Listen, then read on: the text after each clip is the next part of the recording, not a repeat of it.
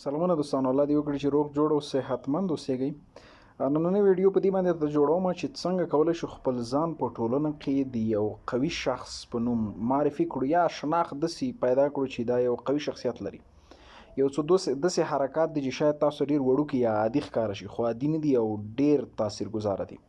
لومړی، هر کله چې خبرې کوئ کوشش وکئ سلو غږیږئ. د خبرو په حالت کې ډیر تیز مه غږیږئ، ځکه هلته بیا تاسو داسې ښکاره کیږئ چې په ځان باور نه لرئ یا هم جرأت مو کم دی. سلو غږیږئ او کله چې خبرې کوئ د مقابل شخص چا سره چې غږیږئ د هغه په سترګو کې ګورئ. کله چې تاسو د هغې سترګو ته ګورئ او سلو غږیږئ دا ډیر زیات تاثیر غورځوي په مقابل شخص باندې او ستاسو په شخصیت هم تاثیر کوي. دوم، هر وخت چې ځواب ورکوئ یو چاته ډایرکټ یا مستقیم ځواب مه وایئ چې د هغې سوال نه وي خلاص شوی او تاسو په ځواب شروع کړي وي، بلکې ساه واخلئ، سلو شئ، یو اندازه فکر وکړئ او ځواب ورکړئ او ځواب په حال کې بیا هم د هغې سترګو ته ګورئ. دا ډیر زیات تاثیرګذاره تمامیږي او دوم دا هم څرګندوي چې تاسو چې کله خبرې کوئ تاسو په خپل هر لفظ یا خپل هر کلمه باندې فکر کوئ مخکې له دې چې وغږیږئ او په ځواب کې مو مختصر اوسیږئ، ډیر زیات مه غږیږئ. دریم، هر کله چې پر لاره باندې رفتار کوئ کوشش وکئ اوږې دغه شاته وساتئ. په ملا کې کوږ مه ځئ، مستقیم رفتار کوئ او ډیر زیات پورته خلکو ته مه ګورئ چې اخوا او دې خوا خلکو ته نظر واچوئ، بلکې خپلې لارې ته متوجه اوسیږئ، اوږې مو سیده ونیسئ، ملا م نیغه ونیسئ او منظم رفتار کوئ. مه ډیر زیات تیز ځئ کله چې رفتار کوئ او مه هم بې اندازې سلو ځئ چې دا شخصیت ضعیف معرفي کوي. په نورمال سرعت سره لاړ شئ، مستقیم ګورئ، هر څومره ښایسته جلۍ یا یو څوک مو چې په لاره کې راغله چې ستاسو لاره کې مستقیم نو نظر مو مه ورګرځوئ. حتی چې مستقیم هم در باندې راغی باید په هغه نفر یا فرد کې سترګې خښې نه کړئ. هیڅ کله هغه ځای ته مه ځئ چې تاسو دعوت شوي نه اوسیږئ.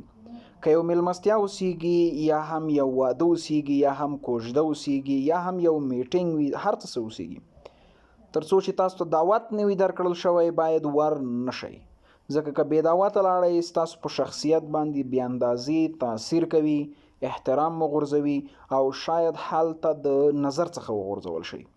کله چې مسکا کوئ هیڅ کله ډیره زیاته مسکا مه کوئ چې خندا ښکاره شي، لکه داسې بلکې یو ساده مسکا یا هم په سترګو کې وکړئ. مقابل شخص ته چې ګورئ په سترګو کې وخاندئ، دا به ډیر زیات تاثیر غورځوي په مقابل شخص باندې او ستاسو په شخصیت باندې.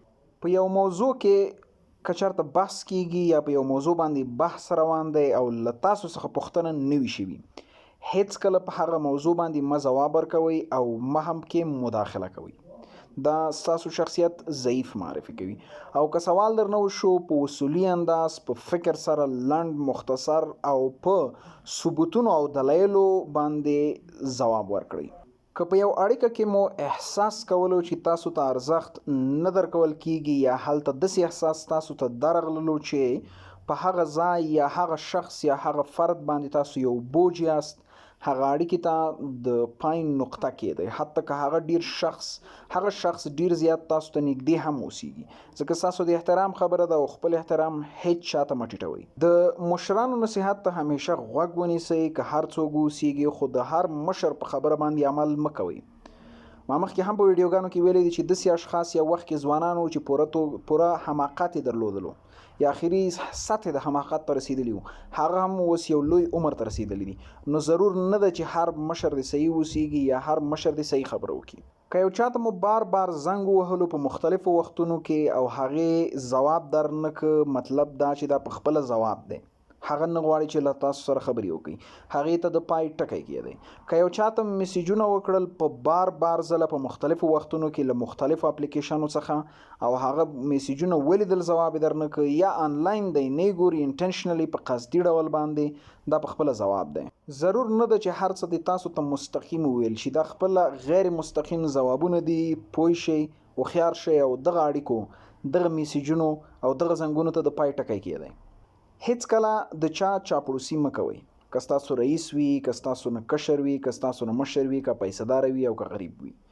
شخصیت احترام وکړئ او چې شخصیت یې نه درلودلو په کیسه کې مه کېږئ.